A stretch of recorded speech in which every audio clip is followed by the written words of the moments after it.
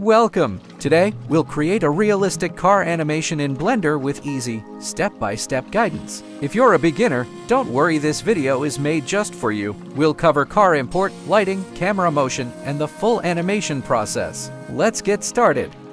First, we'll add a plane and scale it along the y-axis to make it look like a road. Then we'll go to Blender Kit and search for a road. I like this texture, so I'm using it. Next, go to Render Settings, select the Cycles engine, and turn on GPU for faster rendering. Now let's switch to Color mode and replace the outliner panel with the UV editor. Then go into Edit mode, press A to select everything, and press R to rotate it 90 degrees. Now you can adjust the road texture however you like, just set it the way that looks best to you. Now go back and select the outliner again and adjust the UI properly. Then add a new plane, press G and move it slightly along the X-axis. Switch to Edit mode, select one edge, then press E and Z to extrude it downward just a bit to give it some depth. Now open Blender Kit again, search for road, and pick a texture that looks like a sidewalk to use along the side. Now select the sidewalk and go into Edit mode. Make sure you're looking at the correct face, then press S and Y to scale it, adjust it as much as you think looks right. Next, press Alt+D to duplicate it and move the copy to the opposite side. Finally, apply a mirror so both sides match perfectly.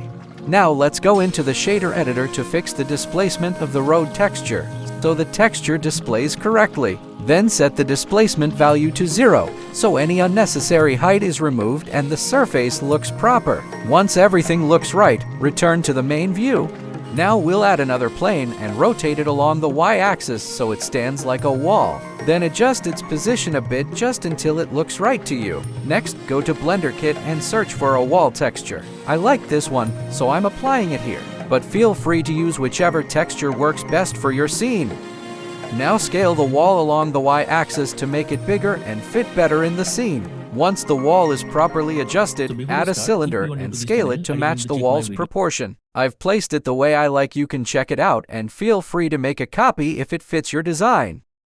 Now add a new plane, then press the required buttons to hide the other objects in the view so you can work more easily. Press Tab to go into Edit mode. Use Ctrl+R to add 3 loop cuts, then select them and press G to move them upward on the Z-axis slightly. Now select the edge and apply a bevel. This part represents the roadside. It's added for safety and to make the road feel more realistic. Now carefully adjust the side area and apply a suitable texture to make it look more realistic. Then go back to Blender Kit and type BMW in the search bar. You'll see various BMW models, but we're not choosing just any. We need the one that's rigged, meaning it already has animation bones and controls set up. Just import that model and bring it into your scene. Now adjust the car properly in the scene so it fits in just right. Next, we'll change its color. I'm mixing white and black here to create a nice balanced look. You can also adjust the color however you like to make sure the car blends well with the environment. Now we'll add a simple cube and make a few small adjustments, nothing major, just something to complete the scene. And if you're enjoying this video, please don't forget to hit that like button. And while you're at it, there's a little button right below the like, yes, that one. Give that a click too so you won't miss any future tutorials.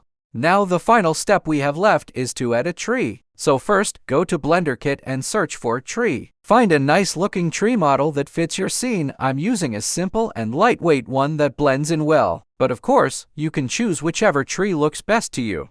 Now duplicate these trees and place them around the scene in a way that feels natural and balanced. Position them thoughtfully so there are no empty or awkward looking areas, and the entire scene looks professional from every angle. Remember, a little careful placement can turn a simple animation into something truly polished.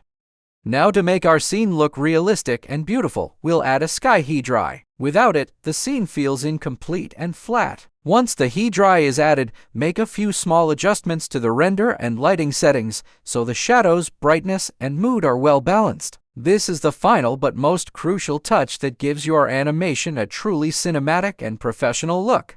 Now let's move to the car animation part. First, select the car, press Y and place it in the right position. Then go into Pose mode and select the main rig. Press I to add the first keyframe. Move the timeline forward, move the car ahead, and add another keyframe. Now go to the timeline again, press T, and set the interpolation mode to linear so that the car movement looks smooth and natural.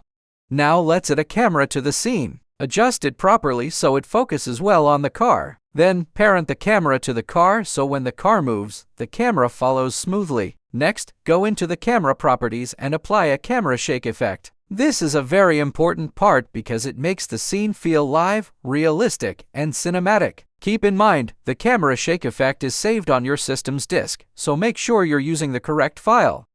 Now let's go to the Render Properties panel. First, turn on Motion Blur to make movements look smooth. Then set the denoise method to optics. This speeds up rendering and reduces noise. Next, choose your sample count depending on your device. Higher samples give better quality but take more time. For high-end PCs, go with 128 or 256.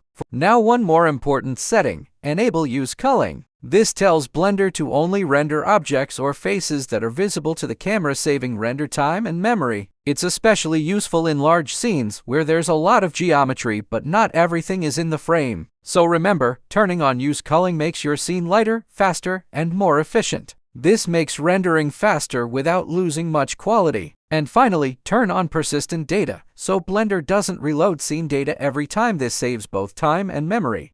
Now let's remove this HDRI because the shadows aren't looking right. We'll pick a new HDRI from Blender Kit that gives a more realistic and cinematic feel. Remember, proper lighting and shadows are key to a great-looking scene.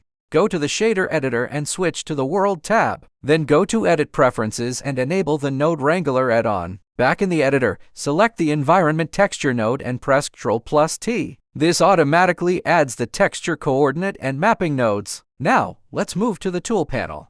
After adjusting the camera, we'll now render the images to check if everything looks good. If anything doesn't seem right, don't worry. Just keep following me. I'll guide you step by step through what comes next.